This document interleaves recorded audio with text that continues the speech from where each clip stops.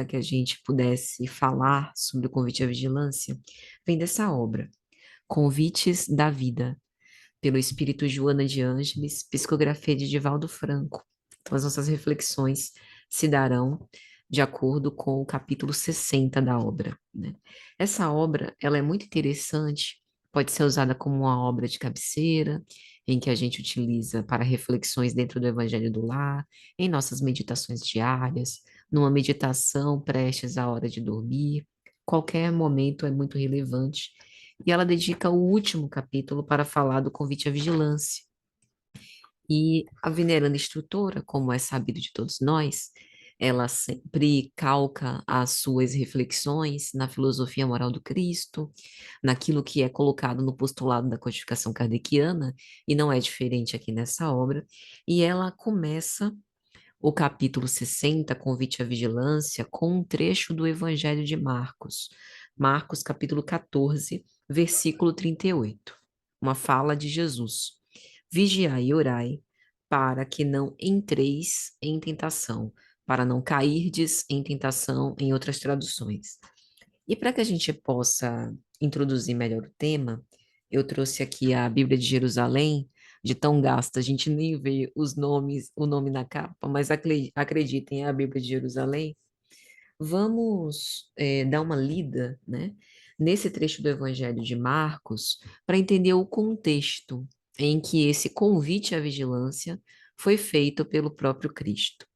O evangelista Marcos conta que Jesus estava no Getsemane. Ele tinha ido ao horto para vigiar e orar. Após o seu banquete, né, a última ceia com os seus discípulos, em que ele entretece um diálogo familiar com os seus discípulos, e ele já pressentia, né, previa a traição por parte de Judas, é de se notar que em momento algum Jesus muda o tratamento com Judas, conservando uma espécie de esperança até o momento final, né? Até o momento do ato daquele beijo, digamos assim, traidor, em que, através do beijo, Judas aponta quem era o Messias para os soldados levarem. Mas até esse instante, Jesus continua esperançando, esparzindo misericórdia e amor, chamando-o de amigo, até esse momento quando vê. Então, Marcos, no capítulo de número 14, a partir do versículo 32, vai dizer o seguinte: no Getsemane, e foram a um lugar cujo nome é Getsemane, e ele, Jesus, disse aos seus discípulos: permanecei aqui enquanto eu vou orar. Isso é interessante porque Jesus havia escolhido, a gente vai ver no texto, o seu grupo seleto mais próximo dentre os discípulos, aqueles três que lhe eram mais próximos. E mesmo assim, ele está num lugar reservado, com um público reservado, e ele pede licença para fazer uma comunhão própria com o próprio Deus. Momentos em que o Filho unigênito de Deus conversa com o Pai, mantém essa conexão. Isso é muito interessante, principalmente vindo de Jesus, porque nos faz lembrar que nos momentos mais decisivos da nossa marcha, nos momentos marcados pela inquietude, pelo sofrimento, em que a gente está cercado de pessoas, por mais que sejam pessoas muito próximas a nós, que nos querem muito bem, que nos compreendem, que nos amam, esse contato e essa comunhão nossa com o Pai é íntimo, se dá no altar dos nossos corações. Então a gente precisa exemplificar, né? Precisa exercitar essa comunhão a todo momento, principalmente nos momentos graves. Então, permanecei aqui enquanto vou orar. E levando consigo Pedro, Tiago, João, começou a angustiar-se. Esses eram os três apóstolos que ele chama para perto de si, Pedro, Tiago e João, e disse-lhes: a minha alma está triste até a morte. Permanecei aqui e vigiai. E, indo um pouco adiante, caiu por terra e orava para que, se possível, passasse dele essa hora. E dizia: Abba, tudo é possível para ti. afasta de mim esse cálice, porém, não o que eu quero, mas seja conforme tu queres.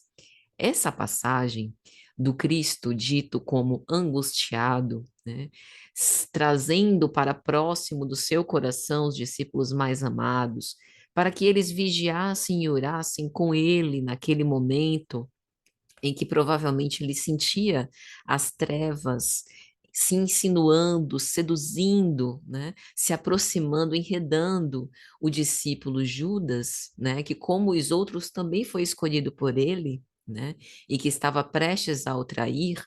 Pode parecer, numa interpretação superficial, que Jesus estava com medo, que ele estava temendo a hora do testemunho. E quando ele pede para o Pai a isenção, digamos assim, desse testemunho, é como se ele temesse algo para si. A nossa interpretação, né, não obstante as nossas dificuldades muito naturais, porque somos espíritos imperfeitos, então, para o espírito imperfeito alcançar a profundidade do ensinamento crístico, precisa se esforçar bastante, e nem assim é garantia da gente conseguir. Mas o que a gente consegue depreender disso é que, na verdade, Jesus não temia nada para si. Talvez ele temesse que, naquele momento grave, Judas estava prestes a fazer algo, né, que provavelmente teria um remorso e um arrependimento imenso, a ponto de comprometer a sua própria existência física, o que mais tarde efetivamente ocorre, conforme nos narra Humberto de Campos Espírito na obra Boa Nova. Depois de frustrar-se perante os seus planos que deram errado, Judas se arrepende amargamente, cai num profundo remorso e atenta contra a sua própria vida, não obstante os apelos, né, psíquicos de Jesus, emanados à distância, para que ele se perdoasse, para que ele continuasse na vida, mas já estava, é, é, enfim, com um remorso tão grande, um sentimento de culpa tão grande, que se deixou envolver por essa insinuação perversa. Então, nesse momento, nos parece que aqui Marcos fala da sensibilidade do Cristo justamente para esse momento em que o discípulo estava prestes a ser testado e que coração generoso, coração magnificente, né, gostaria que justamente por ele esperar até o último instante com esperança para que Judas se arrependesse ou mudasse de planos, né, ele pede isso ao Pai. E é interessante também a gente levar em consideração a frase e o modo, a entonação que Jesus dá ao pedido ao Pai. Abba, tudo é possível para ti. Afasta de mim este cálice, porém não conforme eu quero, mas sempre conforme o que tu queres. Abba vem da tradução papaizinho.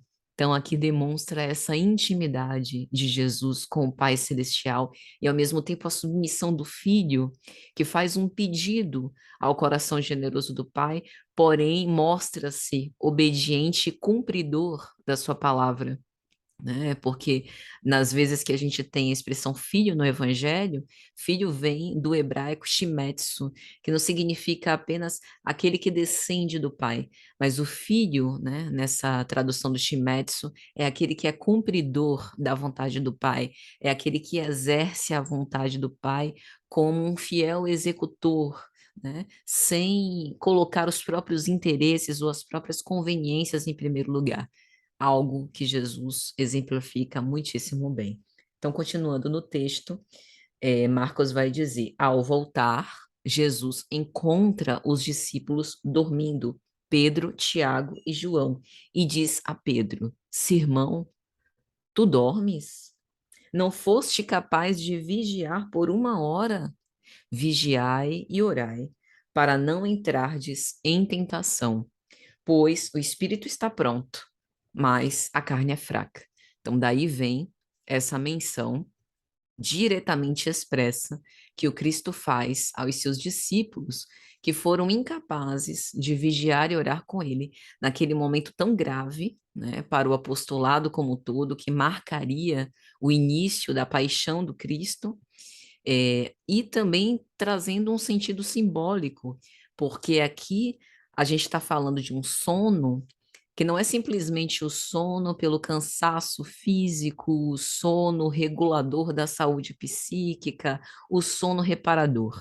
Nos parece muito mais um sono cheio de significado simbólico, aquele sono que muitas vezes se assenhoreia de nós, parecendo muito mais uma hipnose para manter os nossos olhos fechados perante as realidades espirituais, para nos manter dormindo perante a vida, quando nós deveríamos ter uma posição enérgica, ativa, proativa, para que pudéssemos realizar em derredor dos nossos passos decisões, palavras condizentes, né, com a fé que a gente abraça e que muitas vezes a gente dorme, fica em cima do muro, não se posiciona, se omite, negligencia, né, da nossa própria tarefa.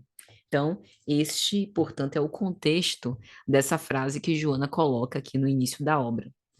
E aí, no texto de Joana, nesse capítulo 60, ela começa dizendo assim: nem sempre a aparência trai a periculosidade que possui oculta, sutil, se faz agradável, penetrando a pouco e pouco as resistências que a obstaculam. Aqui surge discreta, produzindo simpatia. Ali se apresenta comedida, causando interesse. Noutros lugares, assume características enlevantes, conseguindo cordialidade, aceitação. Raramente assoma frente a frente, mas quando tal ocorre, os seus efeitos são imediatos, trágicos. O que Joana está dizendo? Os convites à vigilância, eles são convites perenes. Não há momentos especiais para que a gente pare para se manter vigilante. Olha, estou em risco. E aí a situação apresenta vários sinalizadores que apontam para mim que eu preciso manter os meus olhos muito bem abertos e preservar-me vigilante, porque pode acontecer alguma coisa. Joana vai dizer, na maioria dos casos, não tem aviso. As insinuações das perversidades, dos desencontros, dos desvios do caminho do amor, eles se dão de modo muito sutil, às vezes desviando a nossa atenção para aquilo que é correto, que é ético, né, que é conforme o caminho do amor, para despertar curiosidade em outro ponto, para que possa desviar a nossa atenção para uma outra coisa que parece ser interessante. E ela vai até dizer, noutros lugares assume características enlevantes, ou seja, é como uma falsificação da sua real natureza, algo que é ruim e que atrai a nossa atenção para aquilo e que, na verdade, parece muito edificante. E isso se aplica a quê? Se aplica a tudo, se aplica ao que a gente ouve, ao que a gente assiste, ao que a gente lê, aos discursos que a gente entretece, aos hábitos que a gente tem. Não, eu vou fazer aqui só um comentário, mas é um comentário só que fica entre a gente, que essa pessoa não nos ouça, não é que eu estou querendo julgar, eu não estou querendo falar mal. Olha a vigilância aí, né? Se presente, que poderia nos prevenir de nutrir a maledicência. Não, eu vou só dar uma pausa aqui nas minhas atividades para poder assistir, né, esse determinado conteúdo, por exemplo, um conteúdo de violência, vamos supor, né, em que a gente é chamado, atraído muitas vezes pela curiosidade. Meu Deus, mas que barbaridade! Como uma pessoa é capaz de fazer algo desse tipo? E aí a gente começa a assistir aquele conteúdo e a se interessar pela investigação da coisa e buscar as motivações por que foi feito. Aí daí passa do primeiro para o segundo vídeo, para o terceiro vídeo, para mais uma leitura do caso, e daqui a pouco a gente está consumindo mais tempo do que o necessário para, por exemplo, nos informar. Porque isso aqui não é apologia para a gente ser alienado. Ah, Patrícia, então, você está querendo dizer que a partir de agora, no Instagram, eu vou seguir só perfis de conteúdos espíritas que botam lá trechinhos do Evangelho, do Livro dos Espíritos, de mensagens edificantes e vídeos de palestra? Poxa, eu também estou no mundo, eu tenho amigos, tenho colegas, tenho influencers que eu gosto de seguir. Não há nada de pecado nisso. Quer dizer que eu não posso seguir? Lógico que pode, né? O homem no mundo é uma mensagem em o Evangelho segundo o Espiritismo. A gente precisa estar no mundo, né? É lógico que sim, mas por vezes a gente usa o nosso tempo vitalizando certos conteúdos que não serão agregadores do ponto de vista da nossa evolução espiritual, que podem atrapalhar os nossos propósitos éticos e morais, justamente por nos contaminar, porque nós somos falíveis, né? Com certas questões que podem ser o nosso calcanhar de Aquiles, que podem ser as nossas fraquezas. Recordemos as palavras de Jesus: a carne é fraca. Essa é a maior justificativa para a vigilância: a carne é fraca. O que isso significa? Nós temos pendores, nós temos questões, conflitos ainda a serem equacionados. Então, se nós não nos mantivermos vigilantes, a chance de cair e tropeçar é muito maior. E a vigilância não é nenhum esforço neurótico do tipo, eu vou colocar aqui, né, um anteparo para ver só o que está na minha frente, só aquilo que é de Jesus, né? E vou absolutamente limar da minha vida todo e qualquer conteúdo que diga respeito ao profano. Não é isso. Mas a vigilância é muito mais o uso da razão, a capacidade de análise e de ponderação, de questionar-se, né, sobre um hábito que eu tenho, uma vontade que eu tenho, se aquilo realmente será relevante, se a coisa que eu escuto tem razão de ser. Reflexionar, algo que talvez a gente esteja pouco estimulado odiernamente hoje em dia, né? Porque hoje, na nossa sociedade atual, a gente está muito mais estimulado a repetir. Tem aquelas, como é que chama? Trend, né? Das semanas do Instagram. A trend dessa semana é tal. Aí a gente está sendo estimulado a repetir. Todo mundo gravou um videozinho com aquela música. Então, a gente também, para ir para as paradas de sucesso, é estimulado a gravar o mesmo videozinho com aquela música, né? E assim por diante. A tal pessoa postou uma foto em tal lugar, então também preciso ir a tal lugar para postar uma foto para também me sentir apreciada, comentada, enfim, uma série de situações. Então, a lição da vigilância é muito mais capacidade de análise para preservar a nossa individualidade e o nosso compromisso com a missão mais importante que a gente tem, que é a missão de nós para com Deus, de nós para com a nossa consciência, da nossa própria felicidade, né, daquilo que é realmente valoroso para os nossos passos. Então, Joana continua dizendo assim: na vilegiatura que empreende ao redor de todos, faz-se voraz.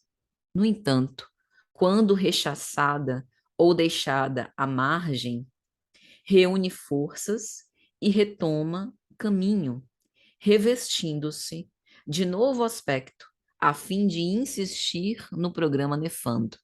Ela está falando sobre a figura da tentação. Então, o que é que ela está dizendo? A tentação, durante a nossa vilegiatura, durante o percurso que a gente tem nessa existência, que é apenas um fascículo da nossa vida maior, a tentação está presente em todas as esquinas por onde a gente passa, em todos os momentos. Tanto que no Pai Nosso, quando Jesus nos ensina a orar, tem uma frase que é das mais importantes, em que ele vai nos sugerir: livrai-nos de cair na tentação. As tentações, elas são absolutamente necessárias para o nosso processo evolutivo. Então, não é extingais a tentação da face da terra, ou não é vamos exterminar a tentação de dentro de nós. Isso não é possível, porque o esforço de transformação moral é paulatino. Ninguém vai usar da violência para extirpar o joio que carrega dentro de si. Numa das parábolas do próprio Cristo, ele vai dizer: é preciso que joio e trigo cresçam juntos. Então, nós precisamos ter paciência com esse processo de transformação e desenvolver uma capacidade de conviver e lidar com a tentação. Mas, Joana vai falar, ela é insidiosa, né? Ela se disfarça de mil modos para confundir. E qual é a principal ferramenta nossa? A vigilância. Então, ela faz-se voraz. É como se ela tivesse fome, né? Ela tem aquele ímpeto, ela está sempre no aguardo de enredar, né, quem possa lhe cair em tentação. É como se fosse alguém sempre na expectativa, né, de cometer, de seduzir, né, as pessoas incautas, não vigilantes. No entanto, quando rechaçada ou deixada à margem, reúne forças e retoma o caminho. Olha que coisa interessante que Joana vai dizer. Quando a tentação encontra alguém com espírito aguerrido, não vou cair em tentação, né? Vou me manter no caminho do bem. Eu sou uma cristã, né? Uma verdadeira espírita. E estou empreendendo esforços para ser cada vez melhor. Nenhuma tentação me pega. E aí a gente rechaça a tentação. O que que a tentação faz? Ardilosa, ela reúne forças e retorna. Então, é como alguém que tenta nos seduzir e aí faz o primeiro apelo. E a gente se mantém firme. Não, não quero. E aí a gente pensa que a pessoa esqueceu, foi embora, né? Foi tentar seduzir outra pessoa. Dali a pouco ela volta com outra cara, de um outro modo, com uma outra abordagem, com outra forma de manipulação, né? E a gente se manteve naquilo, não, nenhuma tentação me pega, e nesse momento de invigilância, a gente pode cair. A tentação também faz isso, né? É, como Joana fala, revestindo-se de um novo aspecto a fim de insistir no programa nefando. É como se a tentação, é lógico que a gente não está falando de uma pessoa, né? Vocês estão entendendo que essa figura da tentação, ela na verdade se dá com um conjunto de situações, que muitas vezes são situações nas quais a gente já caiu antes, que fazem parte do nosso padrão de repetição, e que a gente tem que empreender esforços para poder lutar. Por vezes é um desvio de ordem sexual, por vezes é o fato de uma viciação de ordem alcoólica ou de outro tipo qualquer, a tentação de querer parecer bom, bom demais, de ter um apreço à imagem, a tentação de ser arrogante e prepotente, de querer sempre ensinar alguma coisa aos outros e de não escutar. Várias tentações, né? Várias situações a que nós somos convidados, e sempre por conta dos nossos maus pendores. Essa é a nossa fragilidade perante as tentações. E a arma contra elas, a vigilância, enquanto a gente não vence os maus pendores. Então, Joana continua. Insaciável, seduz paulatinamente, com promessas de ventura, destruindo os que lhe caem nas malhas. É aquela figura do engano, do tropeço. Mas parecia uma ótima ideia, mas foi uma ideia deplorável que te gerou perda de laços afetivos, perda de dinheiro, perda de tempo, perda de recursos. Poxa, mas eu fiz com a melhor das intenções e muitas vezes só levou em conta os próprios interesses pessoais, as conveniências que mais lhe agradariam e não o significado como um todo. O que isso quer dizer? Às vezes a gente cai na tentação por conta de idealizações que a gente faz, de romantismos que a gente cria. Não, mas eu sei que eu posso, né, ser rica, e aí eu vou me aproveitar nas relações com os outros, sempre buscar passar a perna, me aproveitar de algum modo, para ter cada vez mais uma pequena vantagem financeira aqui, outra ali, com o objetivo de ser rica. Não, mas minha intenção era a melhor possível, mas os meus interesses não eram tão elevados assim. Era um favorecimento circunstancial. Eu não fiz essa escolha com base no meu olhar espiritual, considerando o espírito imortal que eu sou, considerando que as minhas ações têm repercussão, mesmo que a legislação humana não me pegue, não me veja e eu saia inocente, as leis de Deus sempre me flagram nesses desvios da lei de amor na minha consciência. E aí a tentação me pega e eu me arrependo muito Por quê? Porque a tentação é insaciável. Ela sempre seduz, principalmente aqueles que se autodeterminam a não cair mais na tentação. Por isso, uma das formas mais seguras, inclusive, da gente não cair na tentação é confessar os nossos maus pendores, confessar as nossas fragilidades. Tema muito quando você ouvir alguém ou você mesmo dizendo assim: desse mal eu não morro. Ah, minha gente. Mas eu já vi assim de casos, ó, de pessoas que ontem disseram, desse mal eu não morro, e no dia seguinte estavam ali vitalizando aquilo mesmo que disseram que nunca mais iriam cair. Por que isso? Porque nós ainda estamos num estado de imperfeição em que a gente precisa assumir com humildade os nossos pontos de fragilidade, porque é daí que vem a nossa força, como dizia o apóstolo Paulo, né? Que é justamente por ser fraco que daí vem a minha fortaleza, que me faço forte. Então, Joana continua dizendo: conivindo as suas diretrizes mesmo por negligência, somente poucas vítimas logram liberação. Quando tal ocorre o tributo a pagar é de alto e penoso valor. Referimos-nos à tentação. Então, o que ela está falando? Como quando nós caímos na tentação, é pela nossa incúria, pela nossa invigilância, pela nossa negligência, né? É pelo fato da gente não ter se resguardado em segurança. E por isso mesmo, depois de ter caído na tentação, é muito difícil a gente se libertar.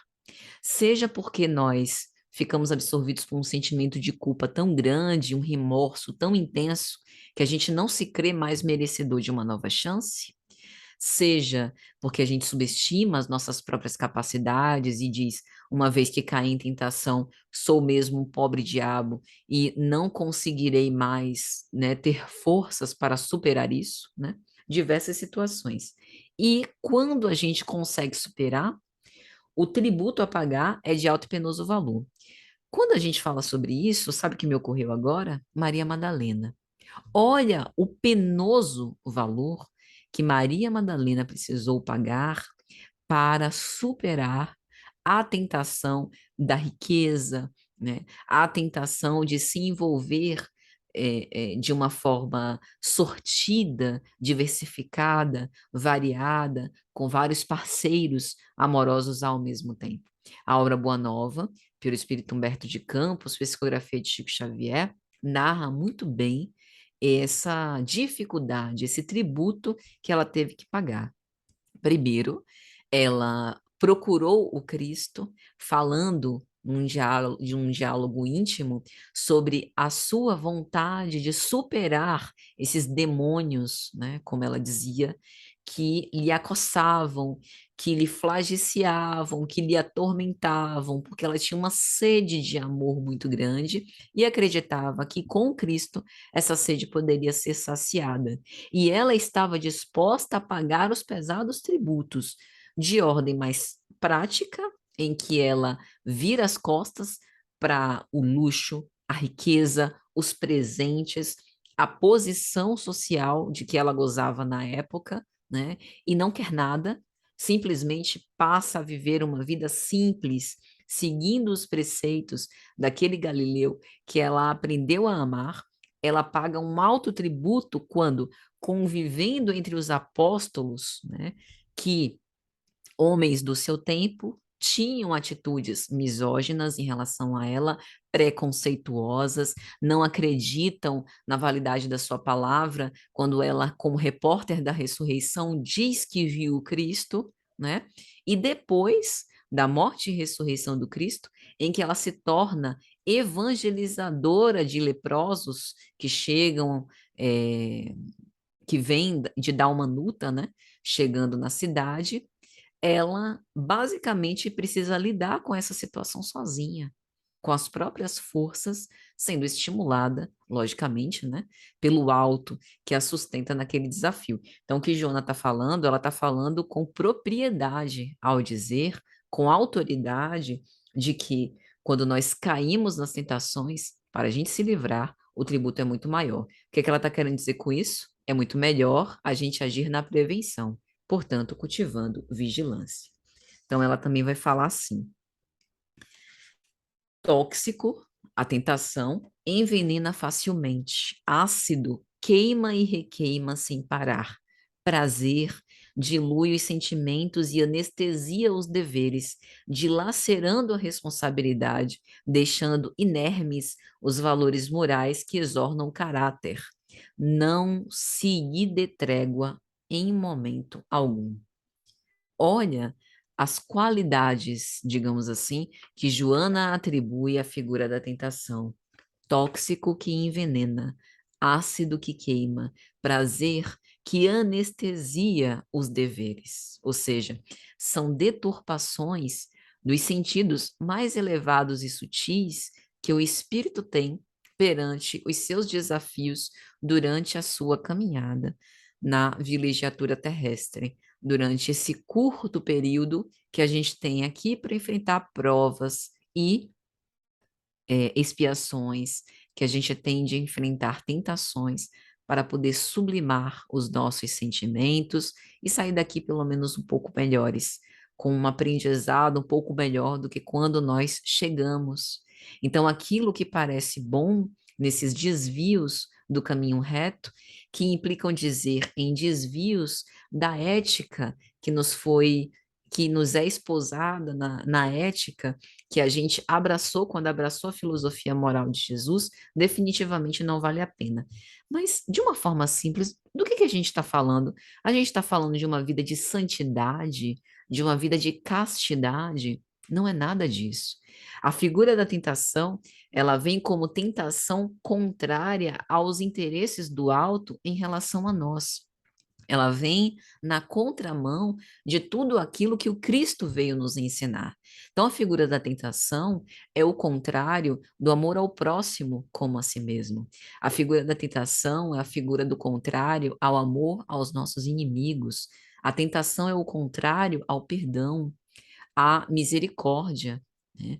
A tentação é o contrário à obediência, à mansuetude e à razão. Então, quando a gente pensa, por exemplo, em temas como insubordinação, revolta, cólera, vingança, que às vezes a gente chama de sentimento de justiça, indignação, pessimismo, queixa sistemática, essas são tentações. Tentações muito comuns, né? Frequentes, que nos visitam todos os dias, né? Melindres, discórdias, convites a separativismos, para que a gente veja mais as diferenças entre os outros do que aquilo que nos aproxima, do que aquilo que nos une, né? Em amor a Deus. Então, todas essas são tentações, né, que nos aparecem todos os dias e que Joana é bem expressa ao dizer: não se lhe dê trégua em momento algum. E por que que é importante a atenção em todos os momentos? Aí eu vou para a obra Boa Nova, que eu já citei aqui várias vezes, por Humberto de Campos, porque tem um capítulo especial, que é o capítulo 21, A Lição da Vigilância, em que Humberto de Campos vai narrar um diálogo entre Simão Pedro e Jesus.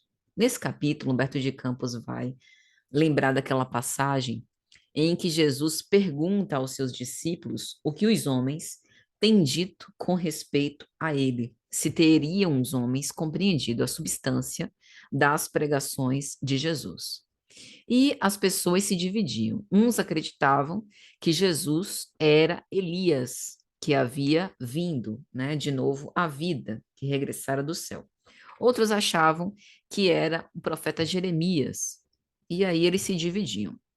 E aí Jesus pergunta, certo, os homens se dividem nas suas opiniões, mas vós, que tendes comungado comigo, né? Relação próxima, íntima, quem dizeis que eu sou? Simão Pedro, fortemente inspirado, porque era um médium poderosíssimo, né? Inspirado pelas mais elevadas vibrações do alto, diz: Tu és o Cristo, o Salvador, o Filho de Deus vivo. E Jesus faz uma intervenção dizendo: Bem-aventurado sejas, Simão, porque não foi a carne que te revelou essas verdades. Aqui Jesus está dizendo: você esteve sob inspiração do Pai quando disse isso. Então, Jesus está dizendo que Simão, assim como todos nós, somos antenas que sintonizamos tanto com o mais alto quanto com o menos elevado, para que a gente possa ter cuidado com quem a gente sintoniza. Qual a ferramenta que usamos? A vigilância, né? E aí a conversa se desenrola e Jesus começa a falar sobre os tormentos que ele já pressentia que passaria, que eram testemunhos que já haviam sido relatados pelos profetas do Antigo Testamento. Isaías havia dito, né, desse Cordeiro de Deus que estaria vergado sob o ódio dos homens, né, dessa planta tenra que seria perseguida pela ignorância dos homens. E Jesus, com a tranquilidade e serenidade que lhe era peculiar, falava sobre esses testemunhos, mais preocupado em preparar os discípulos para os desafios que iriam ocorrer na sequência.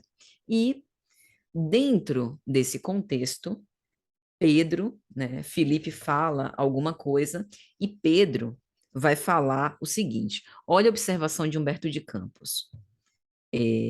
Pedro, modificando a atitude mental do primeiro momento em que ele diz: Tu és filho de Deus vivo, e deixando-se conduzir na esteira das concepções falíveis do seu sentimento de homem, disse a Jesus: Mestre, são exageradas as vossas palavras.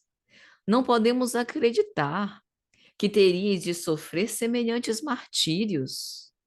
Onde estaria Deus com a justiça dos céus? A permitir que vós padeçais tanto. E aí Jesus muda a entonação. Pedro, retira essas palavras. Queres também tentar-me, como os adversários do evangelho? Pedro chega, toma um susto. Vixe Maria, o que foi que eu falei de errado? Né? Para Jesus ter sido tão enérgico e ter asseverado com tanta ênfase, retira essas palavras. Por quê? Porque nessa fala de Pedro, o que estava implícito? Ele houvera caído na tentação da dúvida, na tentação de questionar a justiça, a bondade, a misericórdia do Pai Celestial, a permitir que o seu filho unigênito padecesse tormentos que eram absolutamente injustos. Era o seu sentimento de homem, que não queria ver o amigo sofrendo e padecendo dores, né, que era completamente inocente em relação a isso. Qual mal Jesus teria cometido? Ele só fez o bem, só espalhou a verdade, só estimulou as pessoas para terem a sua autonomia, para que vivessem, né, com mais felicidade, com mais segurança, com mais amor perante a vida. Então era injusto que ele sofresse tanto. Então, é um sentimento autêntico de homem, mas que despreza os desígnios do Pai, que esquece que aquele mesmo amigo também era o Messias e que, portanto, por trás de cada palavra, de cada ação, havia um significado que por vezes era imponderável e que talvez a gente não pudesse entender de tudo. Então, aqui Jesus vai explicar para ele, né? Porque Pedro pergunta, mestre, por que me mandastes retirar as palavras? Eu só demonstrei o meu zelo de discípulo sincero. E aí Jesus vai dizer, Simão, ainda não aprendeste toda a extensão da necessidade da vigilância. A criatura na terra precisa aproveitar todas as oportunidades de iluminação interior em sua marcha para Deus. Vigia o teu espírito ao longo do caminho. Basta um pensamento de amor para que te eleves ao céu. Mas, na jornada do mundo, também basta às vezes uma palavra fútil, uma consideração menos digna, para que a alma do homem seja conduzida ao estacionamento e ao desespero das trevas por sua própria imprevidência. Para Judas, bastou um pensamento. E se a gente inventasse, né, de entregar Jesus. E aí eu me mancomunasse com os judeus e eles depois revertessem tudo e com isso Jesus tomasse o reino e enfim colocasse as coisas no seu devido lugar. Eu poderia enganar esses judeus, né? Eu poderia entregar Jesus aos romanos para que desse modo a gente pudesse acelerar as coisas. Bastou um pensamento para que literalmente Judas caísse num abismo que ele não conseguiu ter condição, pelo menos naquela existência, de reaver. Precisou vir muitas vezes mais tarde, né? Assim como, por exemplo, nós.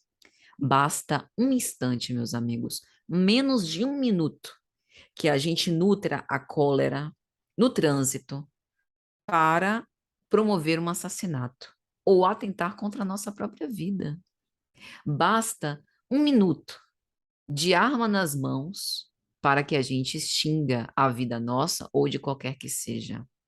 Basta uma pequena frustração que a gente interprete com o peso de morte sobre os nossos ombros para que a gente cogite também em findar a nossa existência.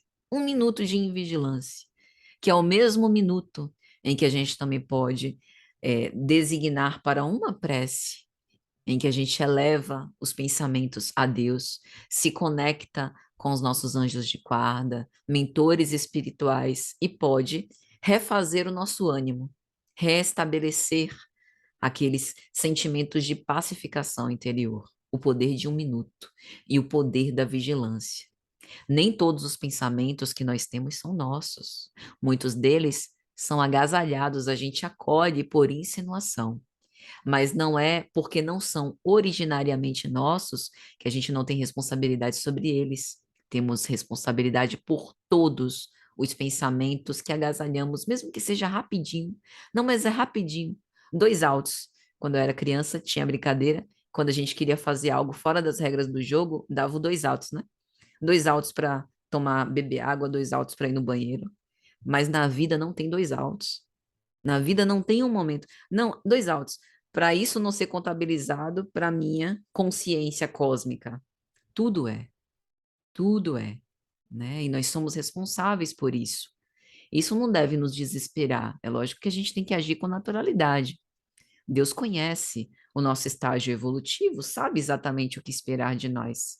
Mas isso visa nos dar a reflexão para o poder da vigilância de cada minuto. E aí, voltando para Joana, ela vai dizer: é necessário vigiar as entradas do coração e permanecer no posto da prece. A vigilância regular, insistente, é-lhe um antídoto valioso, incorruptível, de que ninguém pode prescindir para colimar êxito nos empreendimentos relevantes do bem. Amanhã, quando a gente acordar nas nossas rotinas semanais, talvez a gente nem se recorde, né, de muito do que foi dito e escutado hoje aqui. Mas talvez à noite, no fim do dia, a gente tenha um pequeno espaço para recordar. Ontem eu escutei alguma coisa sobre vigilância, né? Então, mesmo que durante o dia a gente não pense em vigiar os nossos pensamentos, analisar os nossos atos, antes de dormir, vamos fazer aquilo que Santo Agostinho nos ensina na questão 919 do Livro dos Espíritos. Não precisa repassar as quase 24 horas daquele dia com todos os detalhes dos pormenores. Vamos pensar os fatos mais relevantes. Hoje, no meu dia, eu estava saindo do prédio e encontrei uma pessoa em tal e qual situação que me fez uma agressão gratuita e eu fiquei profundamente magoada. Mas talvez aquela pessoa, para ser agressiva daquele modo, esteja num estágio de enfermidade tão grande que vale até a pena eu relevar o que ela fez, não guardar esse lixo emocional dentro de mim, né? Ou talvez ela tenha problemas maiores do que eu possa supor nesse momento, e seja uma oportunidade de eu tentar exercitar o perdão. Como não é uma pessoa próxima, vou aproveitar a oportunidade para esquecer essa ofensa e seguir adiante mais leve. Uma reflexão, que também é o exercício da vigilância, que não foi automático no momento quando ocorreu, mas que é igualmente válido, porque todo esforço de análise, ainda que a posteriori, é válido. E que numa próxima ocorrência similar, com certeza a gente vai recordar desse diálogo interno que a gente entreteceu, do compromisso que a gente assumiu, entende? A vigilância não é algo que a gente vai acabar aqui e a partir de agora a gente vai ser aquelas sentinelas vigilantes a todo momento. É uma progressão, como tudo no que tange as virtudes, capacidade de perdão, de amar ao próximo, de amar os nossos inimigos, de tolerar as diferenças. A gente não vai conseguir desenvolver essas coisas, ó, a passe de mágica. É um exercício que começa com essa análise. E Joana vai dizer: examina a própria fragilidade e não permitas que a presunção te cicie quimeras. Foi o que a gente falou.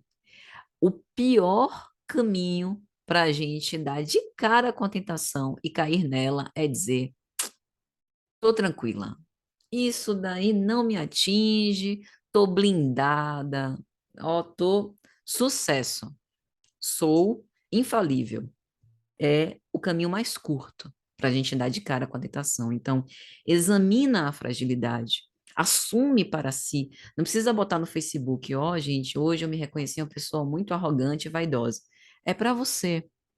Assume a sua fragilidade e não permita que esse desejo de parecer melhor do que é a presunção, sussurre no seu ouvido devaneios, que a partir de amanhã você vai ser o anjo encarnado na Terra, porque não vai, né? Porquanto, através dela, da fragilidade, não poucas vezes a tentação tem acesso ao espírito, neste estabelecimento morada, da qual só muito raramente vai expulsa, e quando ocorre ser exilada, deixa marcas de difícil extinção. Ou seja, a tentação nos acessa a partir das nossas fragilidades, portanto, para que a gente possa evitar de cair mais em tentação, precisamos assumir e trabalhar nas nossas fragilidades, porque quando a tentação faz morada, ela deixa muitos estragos. E aí, Joana finaliza: ora, portanto, mas vigia também, né? Meu Deus, mas por que que eu estou pensando desde que eu acordei de que a minha vida é tediosa, de que a minha vida é péssima? Por que que eu estou aqui? Questionar esses pensamentos é um dos exercícios também da vigilância. Oh, meu Deus, mas por que que eu tô com essa postura tão queixosa? Tudo eu reclamo, só vejo o pior lado das outras pessoas, não vejo o que elas têm de bom e também não deixo com os outros o que eu tenho de melhor. O que que está acontecendo comigo? Começar a questionar essas posturas, porque a quem cabe mudar? Se nós estamos insatisfeitos com o rumo da nossa vida, a nós mesmos. Recurso a gente tem recursos psicológicos e internos, a gente tem recursos do alto que não cessa de enviar bênçãos de paz, de serenidade, de bom ânimo, de esperança, para que a gente possa se manter no caminho do bem. Temos recursos externos materiais, né? Apoio psicológico, apoio médico, apoio dos amigos, apoio da rede de apoio, né? Que muitas vezes é um vizinho, um familiar, um amigo próximo com quem a gente pode contar em momentos de inquietação ou a nós mesmos. Temos os companheiros, que são os nossos livros, temos o poder da prece. Então, não tem razão para a gente afrouxar a vigilância, principalmente nesse momento, que a gente está atravessando um momento de transição planetária, em que estamos sendo normalmente mais tentados do que o habitual, né?